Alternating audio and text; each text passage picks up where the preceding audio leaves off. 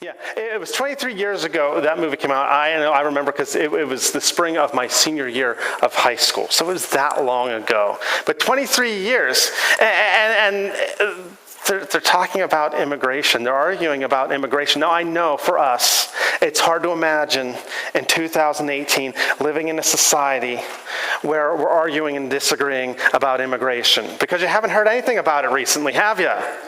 And maybe you thought, I'm going to go to church and get away from it. We'll think again. Immigration, it's one of those things in the United States we don't agree on. Because, there are things in the United States we don't agree on. Did you know this? This is something I found interesting this week. There are people, actually in the United States, who disagree with Donald Trump. Did you know that? I hadn't heard anything about it. Did you know that before Donald Trump, there were people who disagreed with Barack Obama? And then there were people who disagreed with George W. Bush, and they disagreed with Bill Clinton, they disagreed with George H.W. Bush, they disagreed with Ronald Reagan, they disagreed with Jimmy Carter, and that's my life, folks. Some of you can go back further, some of you can go back way further, but that's all the further we're going. We disagree about some things in the United States. Immigration policy is one of those things, as is evidenced by the increased attention we've seen about it in the media over the past couple of weeks. This idea, like the American people have now been made aware of some of the things that sometimes happen, like when people try to come into the United States and they don't do it according to the guidelines that we have set. Well, sometimes they are arrested at the border and they have children with them, and sometimes their children are separated from them, and sometimes it's a traumatic experience for the children. And we disagree about this. We disagree, what's wrong, is it wrong, who's doing wrong, who did wrong first, who's responsible for taking care of it, and what should be done. We disagree. Right? And maybe you're like me, sometimes you hear someone saying something about it and you think, they're right. And you know why they're right? Because they agree with you, right? And it's like, oh, they're right, they get on top. But other times, I hear people talking about this topic, and I don't want to give them one of those looks like the teacher in Clueless. Show us, Jim. Wallace Shawn there, you might recognize him from The Princess Bride. It's Grand Nagus Zek on Deep Space Nine, right? Yeah, but there he is, that look, right? Well, you can't see it very well here, but you want to give them that look, right? Like, what the heck are you talking about? Did you just really say that? Is that what you really think? That's how I want to look at people when they say things. And if I'm honest, you know who I want to give this look to most often when we talk about immigration? Christians. People who follow Jesus. Because some Christians, they can be very vocal about their perspectives. And so often when they're being vocal about their perspectives don't line up with the story God is telling us in his scripture. Their story about their view on immigration does not line up with God's story and what God tells us to be about. So I just want to give them one of these looks, like, because their perspectives, they seem to be informed by other things other than God's story. More often than not, their own perspectives are informed by whatever political party they've decided to be part of, or maybe more specifically, they're informed by a politician that they're going to support and back. And so whatever that political party or that politician says or does, that becomes their perspective. We adopt that. And sometimes people will they will protect and they will defend that perspective to the dying breath, right? Even if it causes them to do and say silly things. It sometimes reminds me of the Jewish leaders when they took Jesus to Pontius Pilate to get Pilate to kill Jesus. And the Jewish leaders who hate the Romans actually say to Pilate, we have no king other than Pilate, or we have no king other than Caesar. Like Jewish authorities said this. If they had seen one of the common Jewish people saying that, they would have picked up stones and stoned them. But they're so caught in their perspective that they'll say and do and defend any stupid, dumb thing. And so often, Christians are like that. I kid you not, just a couple weeks ago, I had a person of faith, devout faith, kind of insinuate to me in a fit of passion to defend their politician that, well, since God can use anybody to bring about his good purposes, and that's true, but since God can use anybody to bring about God's good purposes, we don't have to worry about the character of the people who are leading us. because God's going to use them no matter what. Judy, you had the perfect response. Isn't it insane? Can you imagine any other perspective or situation context where a Christian person would say character doesn't matter? But this is so often what people of faith are doing. Their perspectives are informed by their politics instead of their politics being informed by their faith. It's like we abandon our faith at the door to the White House or on the steps of the U.S. Capitol building. We just leave it there so we can go in, and then we're all about what happens there, right? And we forfeit great treasure. Our faith should not conform to politics. Our politics should conform to our faith. Our faith should direct how we feel about things going on in the greater world, in the greater polis, you might say. But I'm seeing so many people who follow Jesus taking a stance on this issue of immigration that seems to run contrary to God's story.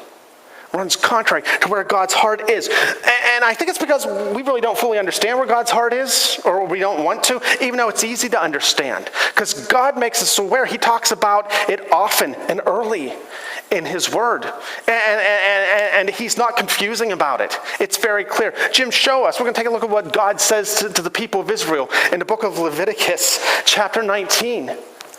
When a foreigner resides among you in your land, do not mistreat them. The foreigner residing among you must be treated as your native born. Love them as yourself. For you were foreigners in Egypt. I'm the Lord your God. He says, I'm the Lord your God. Listen to this. Here it is.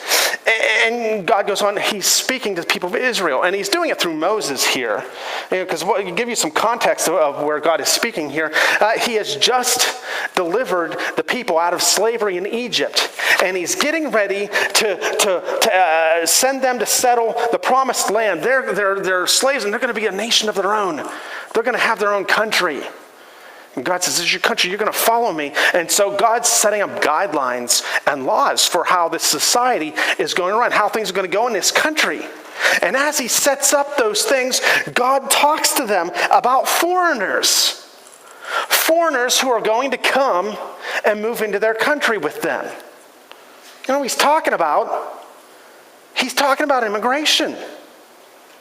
It's right here. And God tells his people, he says, you follow me. I'm your God. Remember, I'm your God. Foreigners living among them must be treated as native-born people. They should be treated the same way everybody else is treated. And then he throws out that darnell word, love. He's always trouncing that one out, isn't he? Love. He says, love them as yourself. I mean, treat them the way you treat yourself. Think about their concerns, the way you think about your own concerns. Care for them and have compassion for them the way you would yourself. And that's just mind-blowing, right? God's heart for the foreigner is right here. It's one of compassion. And God makes it very clear that this is not confusing. And he tells his people to show the foreigner, particularly in other places he says the foreigners who are poor or needy, show them compassion and love. That's where God's heart is. That's where God's story is. And God invites us to join him in that story, because that's what our worship is. That's what our lives are as followers of Jesus. We are invited to join God in his story. So God invites us to join that story of compassion by reminding the Israelites here. He says, hey, remember, you were slaves in Egypt. You were foreigners in Egypt. And he reminds them of some of their backstory here, and we know it. Let's review some of it. The people of Israel, when they were just a family unit, they were desperate. They were hungry. They had no food. And so they immigrated to Egypt, needing help, needing someone to feed them, someone to show them compassion. What did the Egyptians do? They enslaved them. So it's like God's reminding them here, you know what it's like to be desperate and to need help and to need compassion and to have it turned away, to be abused because of it. And he says, don't do that. I'm your God. Don't do that. That's where his heart is. And we understand this in the context of the Old Testament, but sometimes we have trouble bringing that, dragging it to us in 2018 in the United States. And I think one of the reasons we have trouble applying this is because, unlike the ancient Israelites, we don't know what it's like to need help and compassion as foreigners, because we haven't been there. So we don't have the personal experience to draw from to help us understand why we need to have compassion. Because we're Americans. We do not recognize the elite privilege we have of living as Americans every day, where even those of us who don't have as much as everybody else still have so much more than so many people living in other countries. And so we say insane things like, well, if they would just come legally, there wouldn't be a problem. I wouldn't have a problem with that. And that's easy for us to say, because we're not the foreigner needing care and compassion. Now, I want to say, I'm all for an ordered society, a society of laws and regulations. But as one random user on Facebook posted this week, legality is not a guide for morality. Just because our laws say something does not make it moral. We have to be asking the question, well, what is moral? And as followers of Jesus, it goes, what is moral according to God? What does God say is moral? You know, where's God's heart? God's heart is on compassion. I'm reminded, Jim put this up there for us this week, I came across this Bible verse, and I've read through the Bible many times. This one never came out at me before, but it says Ezekiel 16:49, the prophet writes, now this was the sin of your sister Sodom. What do we know about Sodom? It was destroyed by God for being godless, right? So this was the sin of your sister Sodom. She and her daughters were arrogant, overfed, and unconcerned. They did not help the poor and the needy. That was Sodom's sin. Sodom destroyed by God. And in America, guess what? We are often arrogant, overfed, and unconcerned. Unconcerned about the plight of the foreigner, the poor and the needy, who would come to the United States seeking refuge. And my question is, are we no more moral than Sodom? And that's hugely convicting. Or as a people of faith, at least people of faith who live in America, can we muster up some compassion? Maybe the problem isn't with people coming into our country illegally. Maybe it's the problem that our laws aren't moral, according to God. They don't reflect God and His story, His compassion. Will we stand up to that? Are we starting to be led by our godly compassion to push for more humane moral laws? Or are we just going to toe the line of whatever political party or politician, we associate ourselves with? Or are we going to just drop our faith at the White House door or on the steps of the U.S. Capitol building? Or are we just going to be concerned about ourselves and forfeit everything else? Most of us in America, we're so arrogant, we're so overfed, we're so unconcerned that we don't even know what our laws say about immigration, right? We just don't even know. Did you know there are really only 3 ways to enter the United States legally if you're not already a citizen? The first is a relative who is here legally as a citizen. They sponsor you. So, hey, you might marry someone from a different country. Or you come here and you're legalized and then you sponsor somebody else to come into the country. That's one way. The second way is your work sends you. Some business needs your particular skills that they can't get from anybody here. So they will bring you over to the United States to work here. Or in the case, Jim showed us the picture. You remember the show Mr. Belvedere, right? From the 1980s? Mr. Belvedere was the snooty British butler working for middle-class Owens family in Beaver Falls, Pennsylvania. I spent 4 years of my life in Beaver Falls, didn't see one member of the Owens family while I was there. But here it was, well, Mr. Belvedere, he was working because they were his employers. They sponsored him to be in the United States. And that's the second way to come to the United States. The third way, and this is what we hear about most often, is you come as a refugee. You are seeking asylum because your life is in danger or you are being persecuted. Now, someone fleeing for their lives, this is the option they have, but it's not an easy road to go. I read a story this week about an Iraqi teen. He and his family legally immigrated to the United States. They are here now, but they had to come here. Their lives were in danger because his dad supported the Americans during the war. And so his father's workplace, his business, kept being ransacked and robbed and threatened. And the teen himself underwent multiple attempts at kidnapping. When he was at home, they tried to get him. When he was at school, they tried to kidnap him, to take him and torture him because of this. So for them, they said, well, let's immigrate to America. Let's get asylum. And they did. But even then, it cost the family lots of money, which most foreign people don't have. And it took 4 years. Now put on your compassion goggles here. 4 years of aggravation and fear. 4 years of daily danger. But they were eventually granted permission to come to the United States. They're the lucky ones. Do you know that each year the United States sets a limit of the number of people we will allow to immigrate to the United States as refugees? In 2017, that number was 50,000.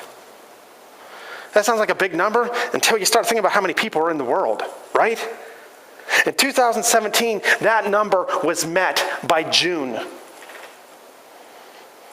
And so everybody else who came, even though they might have gone through all the hoops, 4 years, whatever, everyone after that year was just turned away, left to whatever fate would befall them where they are. You see, it's easy for us to sit here in our castles and say, well, that's the ropes. That's the law. Better luck next year. But to do so ignores that these people are poor and needy and in danger. What would you do to protect yourself if that were you? What would you do to protect your children? Right? We say, come into the country the legal way. And they say, if I come to the country the legal way, my kid's going to be taken and tortured and die. Not in all situations, but in some. So when we hear those things, where is the compassion in these situations that we associate with God and his story? 2 Corinthians chapter 1 tells us that we are shown compassion by God so that we can show compassion to others. You see, it's that blessing. God blesses us so that we can bless others. It says in verse 4, we can comfort those in any trouble with the comfort we ourselves receive from God.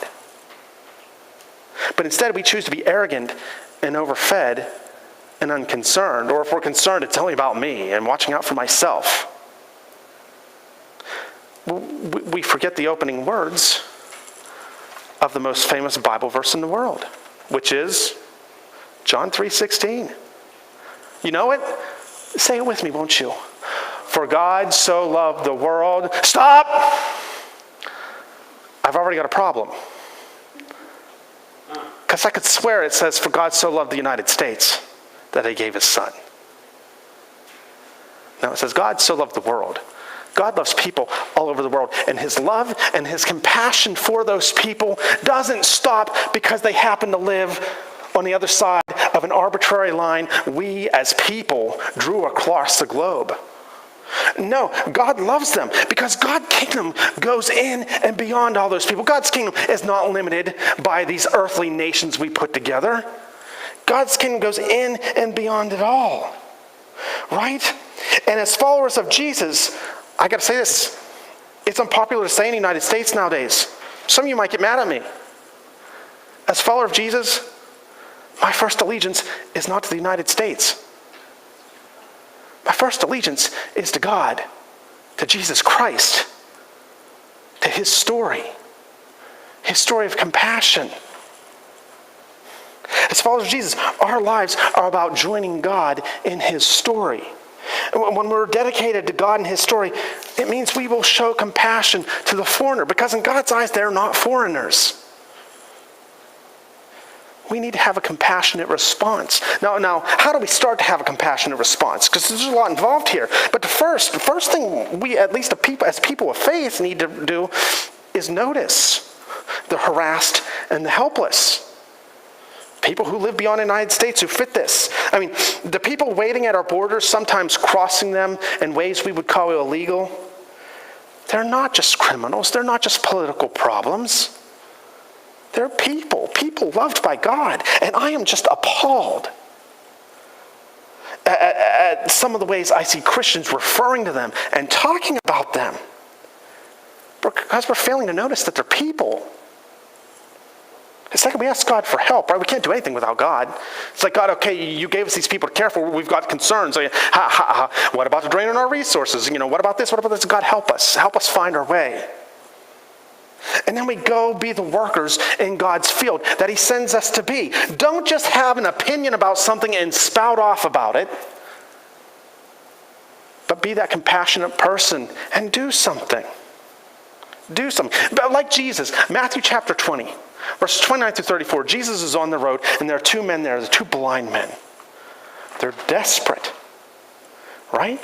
Being blind in that society, it was terrible. So they're desperate, and so they're calling out to Jesus. Jesus, help us. Jesus, help us. Jesus, save us. Show us some compassion, Jesus. And Matthew tells us Jesus had compassion for them. And you know what he did? He actually did something. He went and he touched them. He knows he's got healing in his hands. So he goes and he touches their eyes. He didn't just stand there railing about these people and about the problem and who should be doing what about it and arguing vehemently with anybody who had a different opinion. No, he acted. He had compassion and did something about it. And immediately the men received their sight. Their dignity is restored by someone going and performing a godly act of compassion. See, you can act too. We talk about big issues like immigration. We can do something. We can have a compassionate response that joins God in his story of compassion. If you're concerned about the welfare of children being separated from their parents at the border, well, you can contribute to an organization that's there trying to help them. I looked online to find some this week, and there are some. I found one at www.bethany.org if you want to know it's Bethany Christian Services. And what they're doing is they're at the border, and they need funds to go and locate and help find foster families who will take these kids into their family, at least for a while, until they can be reunited with their real family. So they're in a place where they are cared for, they are safe. They're not scared. If you want to help, you can contribute some money to them. You can research immigration laws. Don't believe what CNN or Fox News tells you the laws are, because they're going to be slanted. They're going to tell you what they want you to hear. But you can research what the laws are. You can line up and go, okay, what's this say about what God says, about how we feel about the foreigner, about our compassion. And then you can interact. You can write. You can contact your legislators and have a respectful conversation or communication with them about maybe more humane or compassionate laws. See, there are things we can do. We can act in compassion. And when we look with compassion of God on the plight of the people desperate to come into our country, some of them so desperate that they put the welfare of their children at risk. When we see that, will our response as followers of Jesus be to merely sit back and criticize politicians and law enforcement officials and just sit back and be arrogant, overfed, and unconcerned? Or will our response be to actually do something to show compassion, to help them, to bless them, to bless the foreigner, the desperate, the poor? Because that's what scriptures reveal. That's where God's heart is. That's the story God is writing. Are we going to join him in his story? Or are we just, going to do our own thing? We're just going to toe whatever line the political party says. We're just going to think about ourselves. It's a very contrary way of thinking in the United States, ladies and gentlemen. But I have to tell you, don't leave your faith at the door to the White House or on the steps of the U.S. Capitol building. Let your faith inform how you think and feel and pursue these things. Because these aren't easy issues. There are lots of questions. I mean, it's a very big issue, right? Just this one on immigration, right? And so my purpose here today, I rarely get political from the pulpit. My purpose here today is not to say this person's wrong, that person's wrong, this person needs to do that, and this. No. We're going to disagree about those things. We're going to disagree where the line should be drawn. You know what? That's to be expected. And that's acceptable. What is unacceptable is that so many followers of Jesus are addressing and thinking about this situation and other situations without compassion. And in doing so, we are shaming the gospel of Jesus Christ. When we are without compassion, we forget that we are made right before God because of his act of compassion toward us. And so we shame the gospel. We're failing. We fail to look at God's story. We fail to act with compassion. We fail to follow our great God. So I tell you, don't prostitute yourselves to the politicians. Oh, I see it all the time and it makes me so sad. Don't prostitute yourselves to the politicians, not in this issue or any other issue. Instead, hold your politics accountable to your faith. A faith that makes it clear that God's heart is one of compassion for the whole world. See, that's God's story. However you pursue these issues, hold it accountable to that. Hold it accountable to God's story. Let's pray.